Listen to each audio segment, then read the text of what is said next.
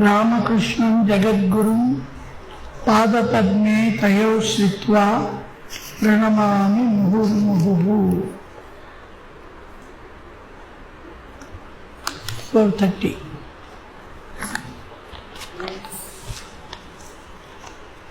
అక్కడ గడియారం ఉంటే బాగుండు ఎదురుగా.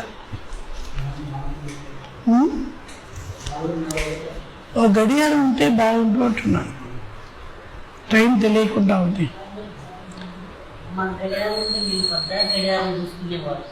ఏమ్మా ఇప్పుడు చేతిలో చూసుకోవాల్సి వస్తుంది. నిన్నటి రోజున సుశీల మజుందార్ ఆవిడ స్మృతులను ప్రారంభించాము.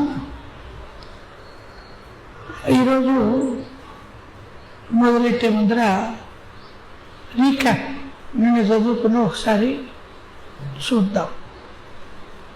ఎవరి సుశీల మజుందారు అని అంటే ఆవిడ ఢాకా వాస్తవ్యురాలు. మొట్టమొదటిసారిగా శారదాదేవిని దర్శించుకోవడానికి కుటుంబంతో సహా వచ్చారు. భర్త, పిల్లవాడు, ఆవిడ ముగ్గురు వచ్చారు. మీకు ఎలా పరిచయం అని అన్నప్పుడు నాగమహాశైల వారిని కలవడం జరిగింది. ఆయన ఠాగూర్ గురించి, మీ గురించి, స్వామీజీ గురించి చెప్పారు. అప్పటి నుంచి చూడాలి అనే ఆపేక్షతో మేము వచ్చాము. సంతోషం. నాగమహాశైల వారిని చూడమని ఎవరు చెప్పారు అని అంటే బలరాం బాబు గారి అల్లుడు రాంబాబు అనే ఆయన దగ్గర మా భర్త మేనేజర్గా పనిచేస్తున్నారు. ఆయన చెప్పగా మేము మహాశిల వారి ఇంటికి వెళ్ళాము. ఆయన ఒకసారి మా ఇంటికి కూడా వచ్చారు. మీ గురించి చాలా చెప్పారు. తర్వాత మంత్ర దీక్ష తీసుకున్నారా అని అడిగారు. తీసుకున్నాను అన్నది ఆవిడ. ముందర చెప్పింది ఏంటి, నేను ఇదే మొదటిసారి కలుస్తున్నాను అని. శారదాదేవి అలా అడగడంలో ఉద్దేశం ఇంటి కులగురువు కానీ, లేకపోతే నాగమహాశైలు కానీ, లేకపోతే మరొకరి దగ్గర కానీ మంత్ర దీక్ష తీసుకొని ఉన్నారేమో అని ఆవిడ అడిగితే, లేదండి మీ దగ్గరే మంత్ర దీక్ష తీసుకున్నాను అన్నది. నా దగ్గర మంత్ర దీక్ష తీసుకుంటే ఇదే కదా మొదటిసారి చూస్తున్నానన్నావు అంటే, స్వప్నంలో మీరు నాకు మంత్ర దీక్ష ఇచ్చారు. శారదాదేవి, నేను ఏం మంత్రం ఇచ్చానో చెప్పు అని అన్నారు. ఆవిడ ఆ బీజాక్షరం చెప్పగానే చాలు చాలు చాలు, ఇదే నీకు సరైన మంత్రం, ఈ బీజాక్షరం చెప్పుకుంటేనే చాలు, నీకు అన్నీ సిద్ధిస్తాయి. లోపల కొడుకుని పిలవటం జరుగుతుంది. కొడుకు పెళ్ళిడికి వచ్చాడు. పెళ్లి చేశావా? వాడు పెళ్ళి వద్దంటున్నాడు. ఎందుకు పెళ్ళి వద్దంటున్నాడు అడిగింది మాత, శ్రీమాత అడిగింది, శారదాదేవి అడిగింది. భయపడుతున్నాడు, ఎలా పోషించాలి, ఏం చేయాలి, పెళ్ళి అంటే భయపడుతున్నాడు. భయపడేదానికి ఏముంది, నేను చేసుకోలేదా, రామకృష్ణులను చేసుకున్నారా లేదా, అందరూ చేసుకుంటున్నారు కదా, అంతా సవ్యంగానే ఉంటుంది, పెళ్లి చేసుకో అంటే అతను ఏం చెప్పడం. ఇలాగే సంభాషణ జరుగుతుంటుంది. భర్త వస్తారు, భర్తతో కూడా మాట్లాడతారు.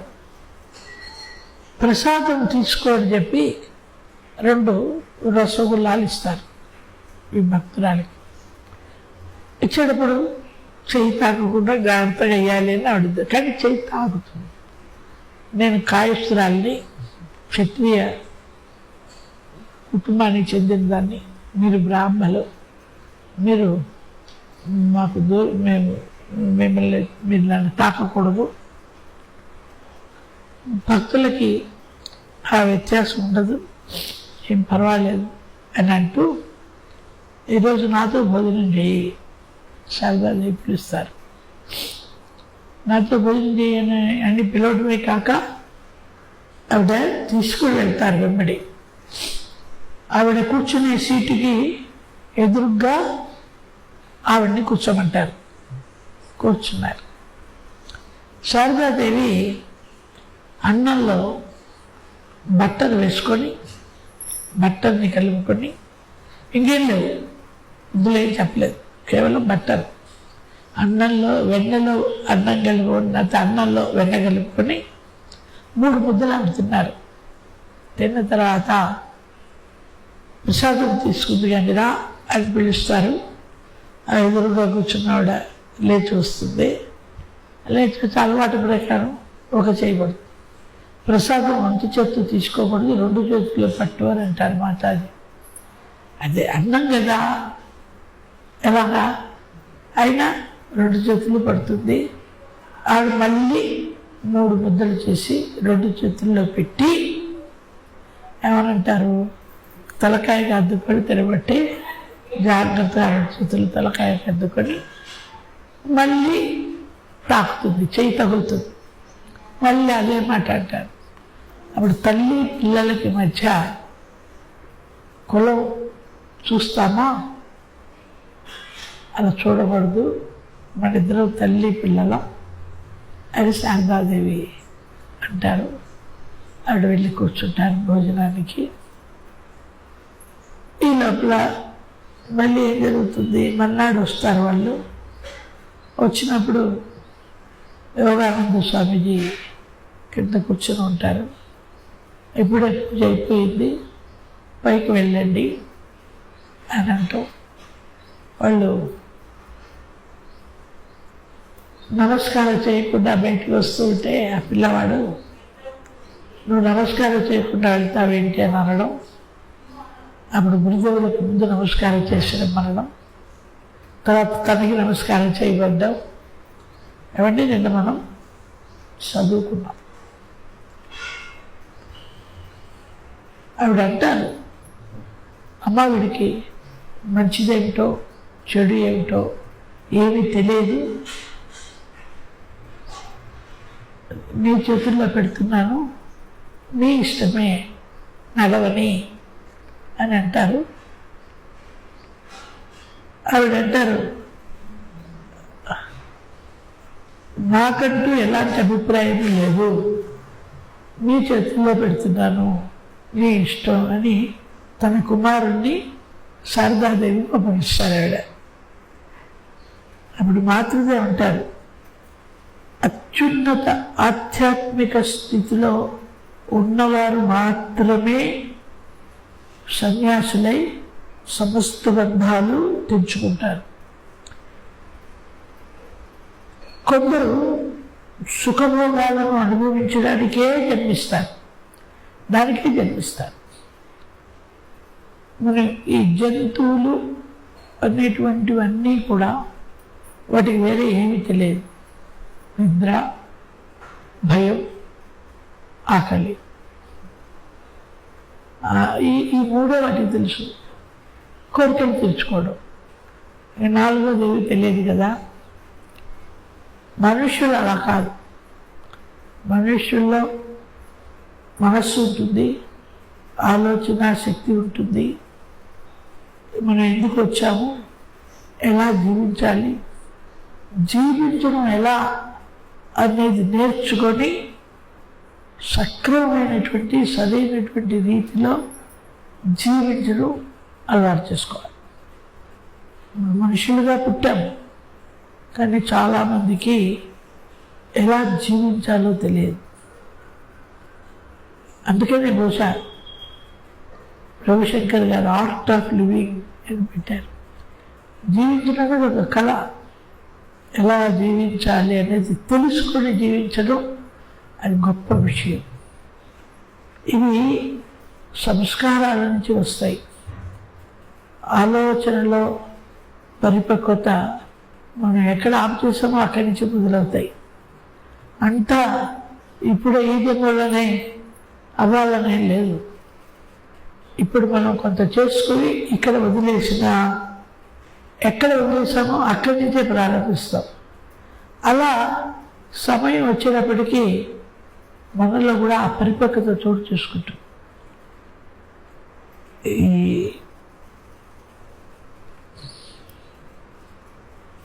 మనుష్య శరీరం లభించడమే కష్టం. దుర్లభం మానుష దేహం. మనుష్య దేహం లభించడం దుర్లభం. అయితే ఇంకోటి కూడా, మనుష్య రూపేణ మృగాశ్చరంతి. మనుషులుగా పుట్టాం కానీ మనుష్య రూపాల్లో జంతువులు సంచరిస్తూ ఉంటాయి. అది ఉంది. కాబట్టి ఈ మృగత్వం నుంచి మనుష్యత్వానికి చేరుకొని, మనుష్యత్వం నుంచి ముముక్షత్వానికి, దైవత్వానికి చేరుకోగలగాలి. స్టెప్ బై స్టెప్ వెళ్ళాలి. ఇకపోతే ఇతను సన్యాసి గారు కాలేడు. అతను వచ్చింది సుఖభోగాలు అనుభవించడానికి. అతను పెళ్లి చేసుకోమని చెప్పు అని వాళ్ళ తల్లికి చెప్తారు. మనుషులు చూస్తే అర్థమవుతుంది కదండి ఎవరు ఏంటి అనేది. అతను వివాహం చేసుకొని అన్నిటినీ పూర్తిగా అనుభవించని, లేకపోతే ఎక్కడి నుండి ఏ కోరిక అంకురిస్తుందో ఎవరికి తెలుసు. శారదాదేవి చెప్తున్న మాటలు. అయిపోతే గురుదేవుడు ఎవరినైనా ఒక వ్యక్తిని పట్టుకుంటే ఆ వ్యక్తికి ఇక పతనం ఉండదు. ఎలా ఉంటుందిట? పులి పంజా విసిరితే దాని మచ్చ పోనైపోదు. శరీరం ఒక చర్మం పోయినా కూడా ఆ మచ్చ అలాగే ఉంటుంది. అది కాల్చిన తర్వాతనే పోతుంది తప్ప అప్పటిదాకా ఆ మచ్చ అలాగే ఉంటుంది. పంజా విసిరిన మచ్చ. గురుదేవుల దగ్గరికి వెళ్ళడం అంటే అర్థం ఏంటి? ఆ పంజా విసిరినట్లు ఒకసారి ఆయన దగ్గరికి వెళ్తే ఎక్కదాన్ని మర్చిపోలేము. అది అలాగే ఉండదు. మనం మర్చిపోయినా ఆయన మర్చిపోయినప్పుడు ఒకసారి వెళ్ళామంటే చాలు. అయితే అలా వెళ్ళడం కూడా అందరూ వెళ్ళలేరు. ఒకసారి వెళ్ళారంటే మన పంట పండినట్లే లెక్క. అది విషయం. ఇకపోతే ఇదంతా నిన్న మనం చదువుకున్న విషయాలే. కొంచెం వీళ్ళు ఇలా మాట్లాడుకుంటూ ఉండగా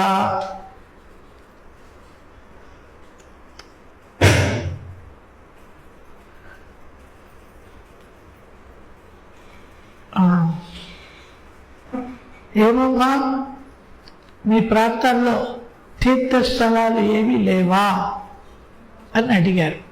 అక్కడ ఆపే మనం నిన్న. లేదమ్మా, చెప్పుకోదగ్గ తీర్థస్థలం ఏదీ లేదు అని చెప్పారు. అయితే బ్రహ్మపుత్ర నది ఉంది, బ్రహ్మపుత్ర స్నానం చేస్తాము మాట్లాడతారు. అది అయిపోతుంది. అప్పుడు శారదాదేవి అంటారు, శరత్తు, ప్రేమ, బాబురాము, మరి స్వామీజీ వీళ్ళందరూ కూడా ఒకసారి బంగ్లాదేశ్ వెళ్ళారు.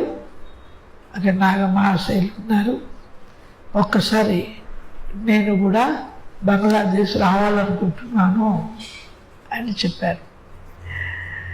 అప్పుడు సుశీల గారు అంటున్నారు, సుశీల మజుందార్ గారు అంటున్నారు, మనం ఏమంటాం, మా ఇంట్లో అడుగు పెడితే మా ఇల్లు పావనం అవుతుంది అని అంటాం.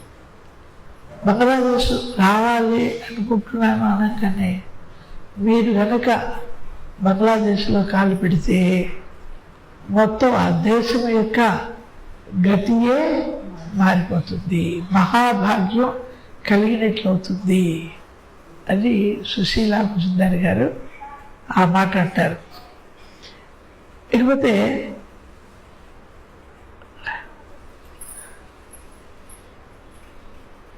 వంగదేశానికి ఆ భాగ్యం కలుగుతుందని చెప్పారు కదా. అప్పుడు మాతృదేవి అంటున్నారు, ఎందుకు దక్కదు? ఖచ్చితంగా దక్కుతుంది అని. ఎందుకు దక్కదు? అక్కడ గురుదేవుల భక్తులు అనేక మంది ఉన్నారు.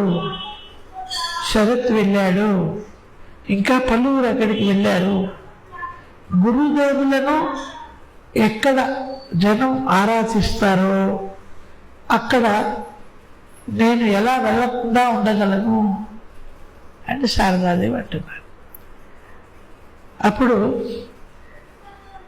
పప్పు పులుసు చచ్చడితో భోజనం వడ్డించారు.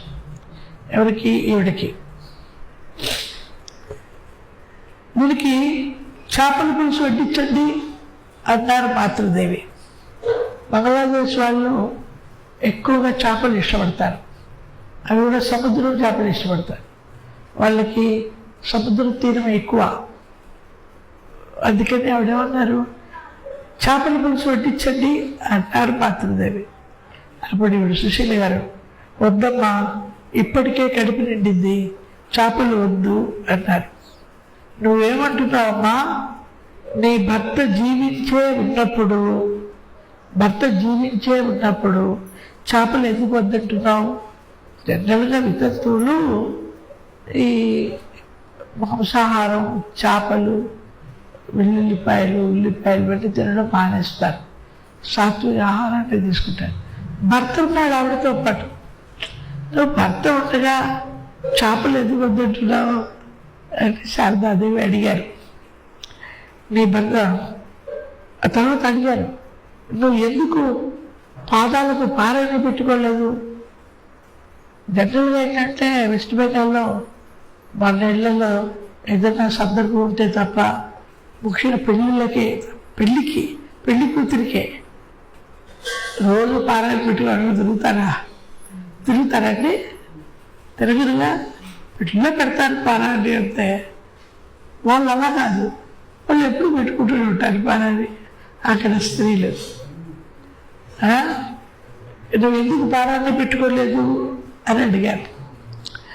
అమ్మ, మా ప్రాంతాల్లో పారాన్ని పెట్టుకోము. నుదుట కుంకుమ, చేతులకు శంకు గాజులు అంటే చూసారా? చిన్న చిన్న శంఖాలు ఉంటాయి, అవి శ్రేష్టం. శంకు గాజులు ఇవే సుమంగలికి చిహ్నాలు అని సుశీల గారు చెప్పారు. కావచ్చు, కానీ ఈ ప్రాంతాల్లో శంకు గాజులు, కుంకుమ నాగరికత కోసమే, స్టైల్ కోసం. అక్కడ అలా కాదు, అది చిహ్నం. ఇక్కడ ఏమిటి చిహ్నం అంట?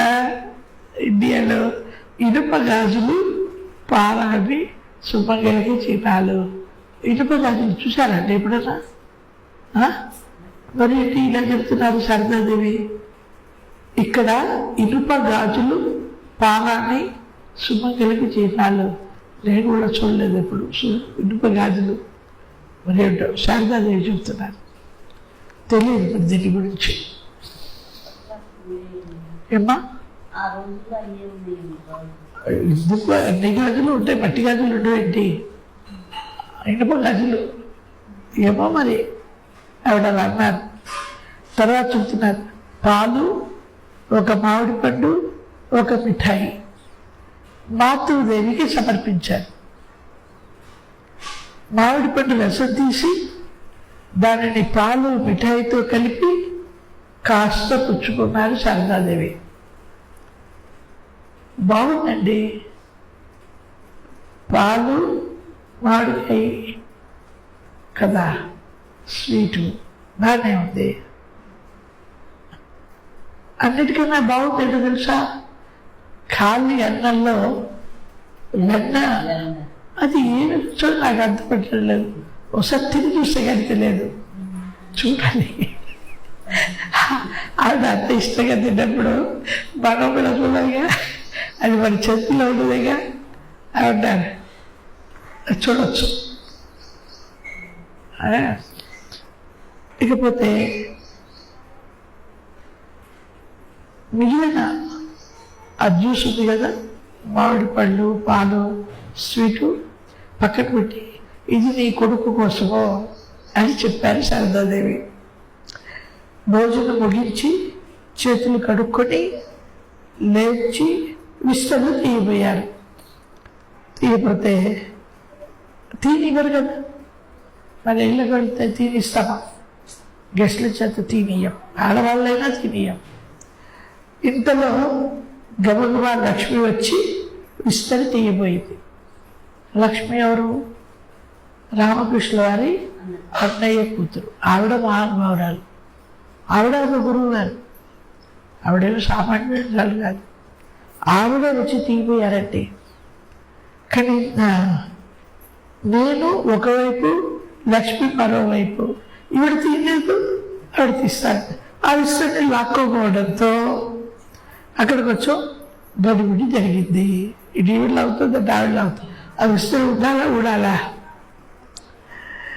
అది చూసి మాతృదేవి అన్నారు, మీరిద్దరూ దాన్ని వదిలిపెట్టండి నా కోసం అన్నారు.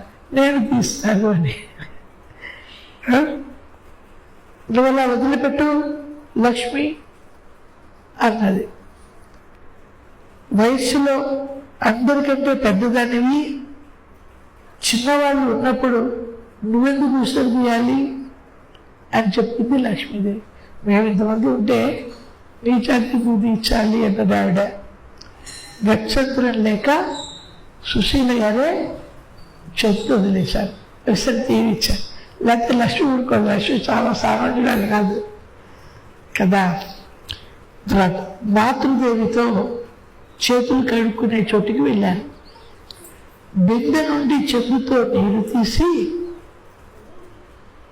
ఆవిడ నా చేతులపై పోయిపోయారు, శారదాదేవి చేతులకి పోయిపోయారు. మాతృదేవి ఆవిడ చేతులకి నీళ్లు పోయిపోయారు. మాతృదేవి నీళ్లు పోస్తే నేను చేతులు కడుక్కోవడమా? ఇదేమిటమ్మా విడ్డూరం, నా వల్ల కాదు, దేని చేతులు కడుక్కోడు, మీరు నీళ్ళు పోయకూడదు అన్నది సుశీల. ఎందుకు కాదు, ఎందుకు పోయకూడదు? నేను చెప్పినట్లుగా నడుచుకుంటే నీకు మంచిగా జరుగుతుంది.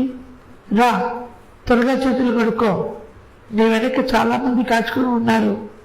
కావాలంటే చెంబు నుదుట తాకించి పిదప నీళ్ళు వాడుకో అని చెప్పాను. నేనే పోయాలి, నువ్వు కడుక్కోవాలి.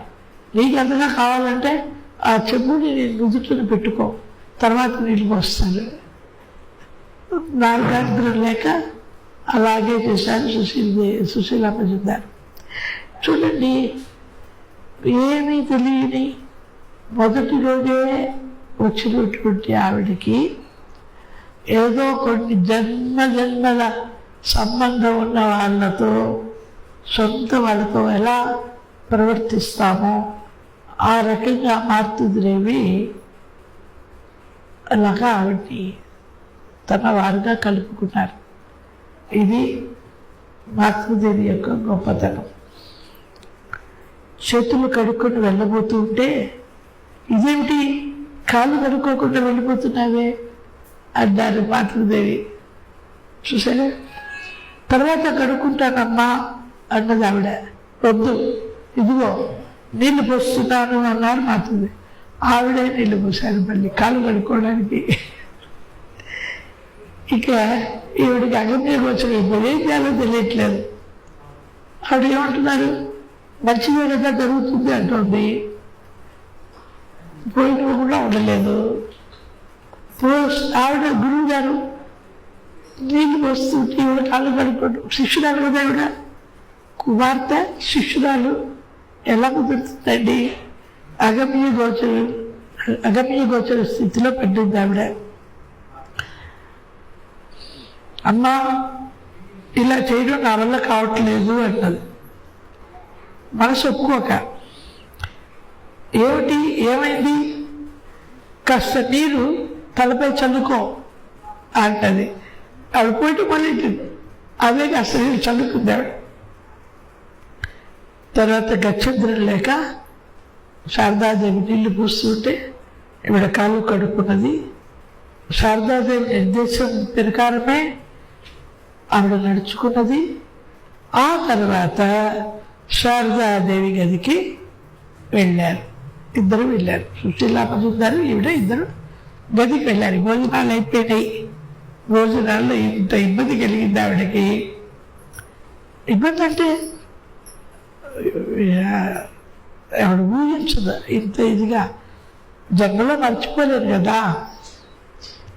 ఇక గదిలోకి వెళ్ళగానే ఆవిడ గదిలోకి వెళ్ళగానే మాతృదేవి దేన్నో చూసి విస్తుపోయి ఒక క్షణం ఆగారు. ఏదో కనపడింది ఆవిడకి. మరుక్షణంలోనే ఓ నువ్వేం చేస్తున్నావు సుశీల గారిని అడుగుతున్నారు ఆవిడ. ఏదో జ్ఞాపకం వచ్చింది ఆవిడకి. ఆ అబ్బాయి తినడానికి ఏమన్నా మిగిలిందా అన్నారు ఎవరినో ఉద్దేశించి. లోపల చూడగా మాతృదేవి నా కుమారుని కోసం కేటాయించి ఉంచిన ప్రసాదాన్ని ఒక భక్తురాలు ఆనందంగా తింటూ అన్నింటినీ ఆమె పిల్లలకే పెట్టారంట. ఈ కుర్రవాడి కోసం వచ్చిన ప్రసాదాన్ని ఒక భక్తురాలు తాను తిని తన పిల్లలకు పెట్టారు. పెడుతూ ఉన్నది. అదే చూసింది ఈవిడ. అదే ఆ పిల్లవాడి కోసం వచ్చింది. అలా పిల్లవాడు తిన్నాడా లేదా, అన్న తినడానికి ఉందా లేదా. సుశీల మజుందార్ గారి అబ్బాయిని గురించి. అప్పుడు ఇలా తింటూ చూసి అవాకైనప్పుడు ఏం మాట్లాడలేదు శారదాదేవి. కానీ ఆవిడ ఏం మేము ఫస్ట్ నుండి చావాలా, మేము తినద్దా అని కోపంగా అన్నది. అలా అనడం కనిపించేది చూసి నేను నవ్వు ఆపుకోలేకపోయాను. ఎవరు మాతృదేవి. నవ్వు వచ్చింది ఆవిడకి. లక్ష్మి ఇతర భక్తురాలు కూడా వచ్చి పరిస్థితి చూసి అర్థం చేసుకున్నారు. మాతృదేవి మాత్రం ఆందోళనతో అలాగే నిలబడిపోయారు. ఇప్పుడు సుశీల మజుందార్ తిన్నారు, కొడుకుతో వచ్చారు. కొడుకు తిన్నాడో లేడో అని దిగులు ఈవిడికి, శారదాదేవికి. పిదప ఆమె ఒక వ్యక్తిని భోజన పదార్థాలు ఏవైనా మిగిలి ఉన్నాయేమో కనుగొని రమ్మని వంటగదికి పంపారు. అన్నం, పప్పు పులుసు, చచ్చిడి మిగిలి ఉన్నాయి అని అసలు చెప్పాడు. వెంటనే ఆమె వాటిలో కొంత భాగం తన గదికి తీసుకురమ్మని కబురు చేశారు. వంట మనిషి అలాగే తీసుకువచ్చారు. శారదాదేవి తన చేత్తో వాటిని కలిపి దాంట్లో నుంచి కాస్త తిని మిగిలింది మూసిపెడుతూ సుశీల చేతికిస్తూ ఇది నీ కొడుకు కోసం అని చెప్పారు. ఆవిడ తిని దాన్ని ఈవిడ చేతికిస్తూ ఇది నీ కొడుకు కోసం అని చెప్పారు. చేతులు కాళ్ళు కడుక్కోకుండానే ఆమె స్వయంగా నిలిపొస్తున్నారు. మా కోసం 2 సార్లు భోజనం ఏర్పాటు చేశారు. అలాంటప్పుడు మేము ఆమెకు ఎలా సేవ చేయాలి అని సుశీల మజుందార్ ఆలోచిస్తాం. ఆవిడ ఇంత చేసినప్పుడు నేను కూడా ఏమన్నా చేయాలి కదా. ఏం చేయగలదు? ఏదైనా బజార్కి వెళ్ళి కొడుకు వచ్చి ఇవ్వడానికి అది ఎవరన్నా పెద్ద ఊరా కాదు కదా. ఏ ఆలోచన పాల్పడక ఆమెతో పూజా గదిలోకి వెళ్ళింది. మాతృదేవి పూజా గదిలోకి వెళ్ళాక నాతో తలుపు మీద నా తువ్వాలు వేలాడుతోంది, దాన్ని తెచ్చి నా పాదాలు తుడు అమ్మా అని చెప్పారు. ఇది శిష్యురానికి. ఈ మాట వినగానే నా మనస్సు ఆనందంలో ఓడలాడింది. సుశీల గారి మనస్సు అంతే కదా.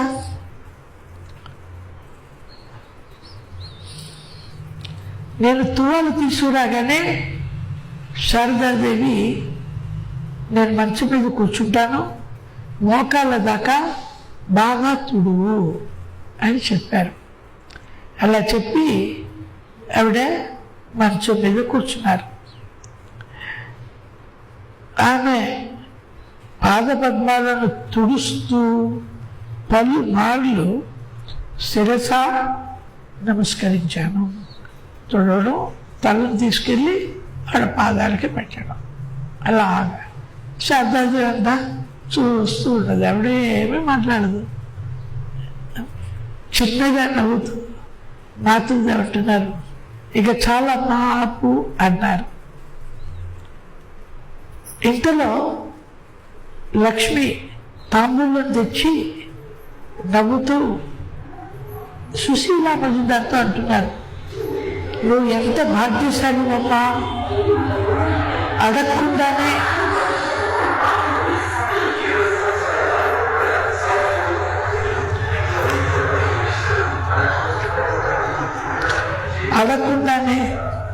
మాతృదేవి నిన్ను అనుగ్రహించారు. లక్ష్మీదేవి చెప్తున్నారు అన్నమాట.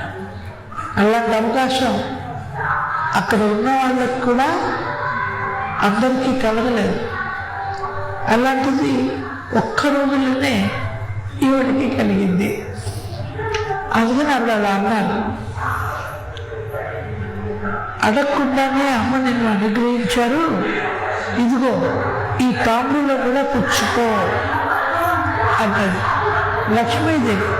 ఆవిడకి ఇచ్చి పంపించారులా ఉంది మాతృదేవి. నా కళ్ళు ఆర్ద్రమైనాయి.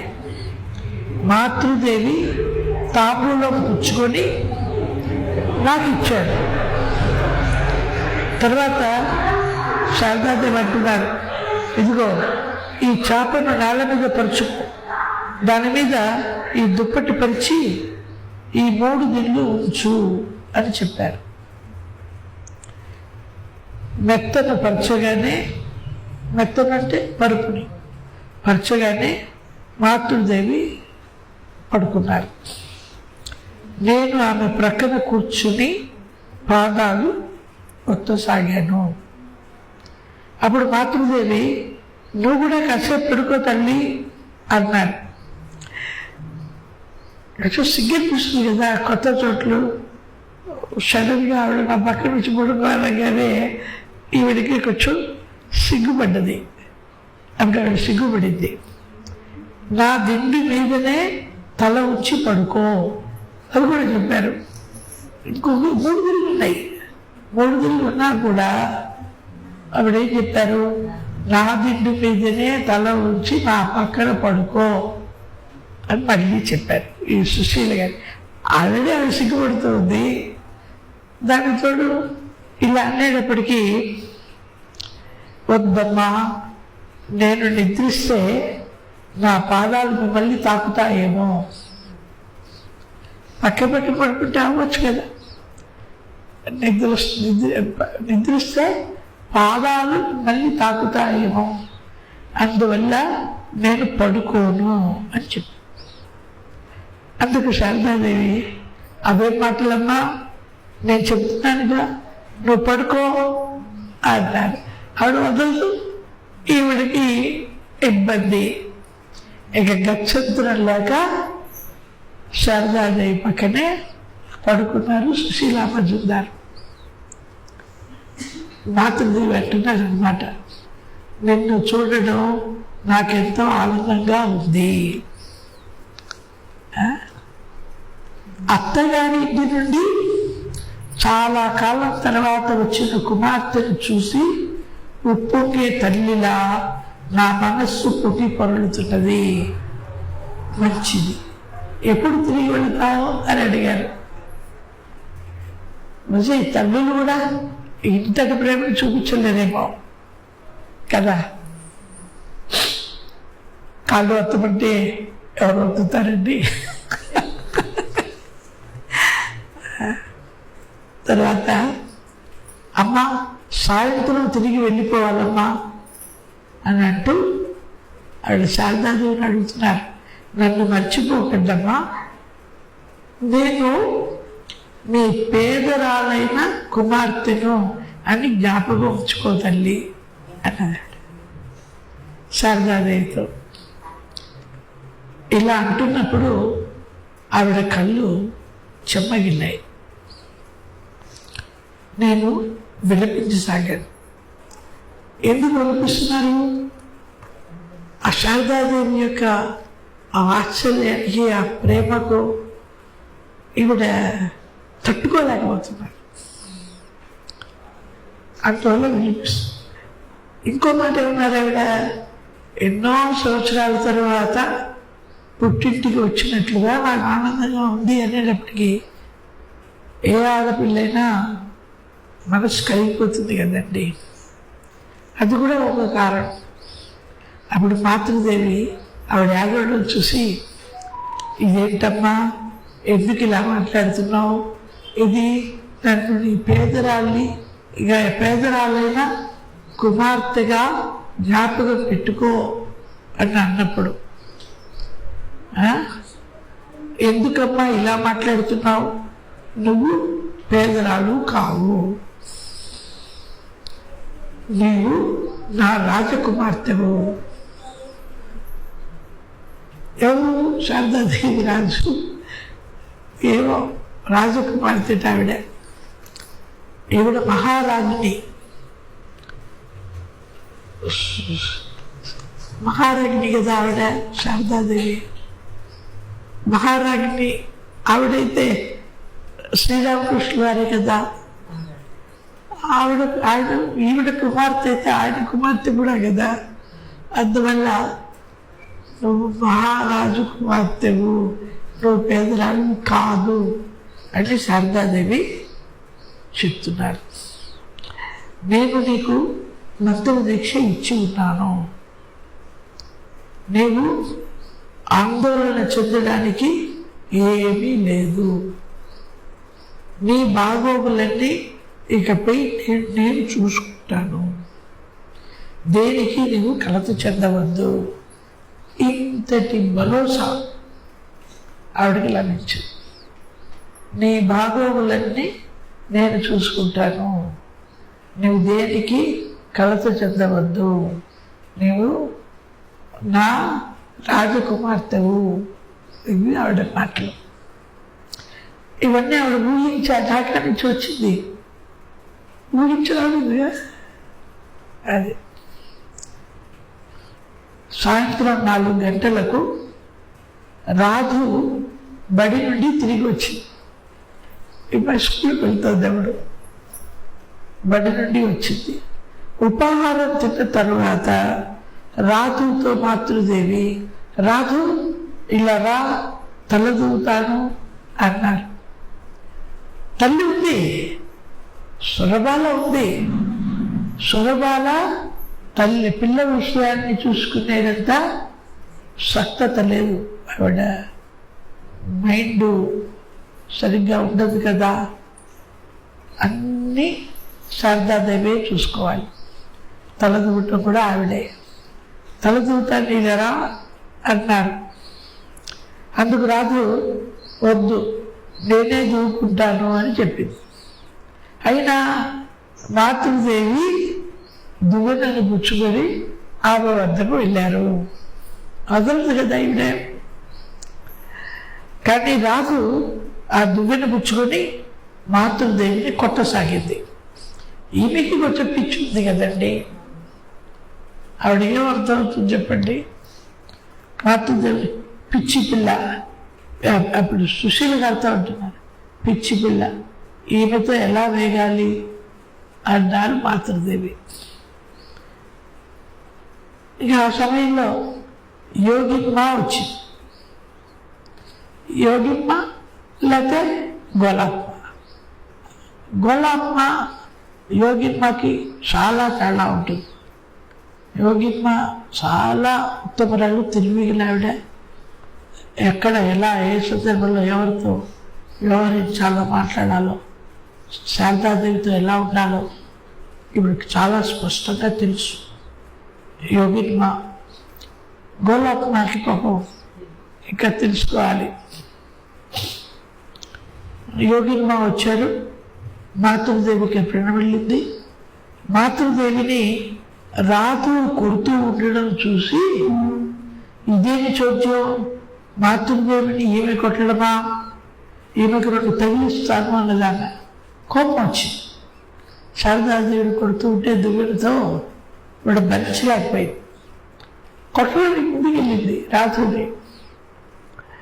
అప్పుడు మాతృదేవి ఇక ఈ బాధ సహించలేను, అలా కొడుతుందండి. శరత్తును పిలుస్తాను అన్నారు. శరత్ అంటే రాజుకి కొంచెం భయం. చాలా లావుగా ఉంటాడు, భారీ విగ్రహం, పొడుగ్గా ఉంటారు, ఆజాద్బాహు. ఆయన విగ్రహం చూస్తేనే భయం వస్తుంది. రాజుకి శరత్ మహారాజు అంటే చాలా చాలా భయం. అది ఒక సుగుణం అయింది మాతృదేవికి. ఇలాంటి పరిస్థితుల్లో నేను శరత్తుని పిలుస్తాను, శరత్తు చెప్తాను అని అంటే ఆవిడ వేగం తగ్గుతుంది, లేకపోతే ఇంకా పెట్టైపోతుంది రాజు. అప్పుడు శరత్ మహారాజు కింద నుండి శరత్తుని పిలిచాడు. శరత్ అని పిలుస్తారండి. పిలవగానే యోగిమ్మ శరత్ మహారాజుతో వచ్చి, ఏ రాజు మాతృదేవిని కొట్టకు అని బిగ్గరగా అరిచాడు. అంతే. శరత్ మహారాజును చూడంగానే రాజు మంత్రముగ్ధమైన పాములా నిశ్చలమైపోయింది, సైలెంట్ అయిపోయింది. అంత భయం. అప్పుడు కుసుమ వచ్చి, రాజు రామ్మ నేను చదువుతాను అన్నది. అక్కడ చదువుతారని ఉన్నారు కదా, బుద్ధిమంతురాలులాగా రాజు కుసుమతో వెళ్ళిపోయింది. ఆ సమయంలో రాజు తల్లి సురబాల అక్కడికి వచ్చి మాతృదేవితో, మీ శిష్యుడు ఒకరు చేతిలో ఏదో పట్టుకొచ్చాడు, అది కనుక వస్త్రం అయితే దాన్ని నాకు ఇవ్వండి. భగవాళ్ళు తీసుకొచ్చే వస్త్రాలు ఆవిడకి ఎందుకు చెప్పండి, ఏదో అడగాలి, ఏదో పాపం సౌండ్ మైండ్ కాదు కదా. మీ శిష్యుడు, ఆవిడకి అన్ని పేర్లు తెలియదు, ఎవరు శిష్యుడు, శరత్ మహారాజే కదా, ఏదో తీసుకొచ్చాడు, అది నాకు ఇవ్వండి, అది వస్త్రం అయితే దాన్ని నాకు ఇవ్వండి, దోమతెర పై భాగానికి ఉపయోగించుకుంటాను అని అన్నది సురబాల. అయితే నిజానికి వచ్చింది ఎవరు, శరత్ మహారాజు కాదు, అంతకుముందే వచ్చారు కదా, సుశీల మజుదార్ యొక్క కొడుకు. ఆయన శిష్యుడు అనుకున్నది ఈవిడ. అతనేదో వస్తువులు తెచ్చాడని అనుకున్నది, దాన్ని ఇవ్వమని అడిగింది అనమాట. నిజానికి ఆ వచ్చింది సుశీల మజుదార్ కొడుకు. పళ్ళు, మిఠాయిలు, ఒక చీర తీసుకొచ్చాడు. సుశీల మజుదార్ ఉద్దేశం ఏంటి, శారదాదేవికి ఒక చీర పెట్టాలి అని. అతను అంటే తెచ్చాడు పాపం. ఇది ఆవిడ చూసిందండి, సురభ ప్యాకెట్లో ఉన్న కూడా చూసింది. ఆ చీర బస్సు వచ్చిందనమాట. అది విచిత్రం. అతడు ప్రణమిల్లగానే మాతృదేవి, ఆహా ఎంత బాగుంది ఈ చీర చూసారా, మనకెవరైనా చీర ఇస్తే ఏం చేస్తాం?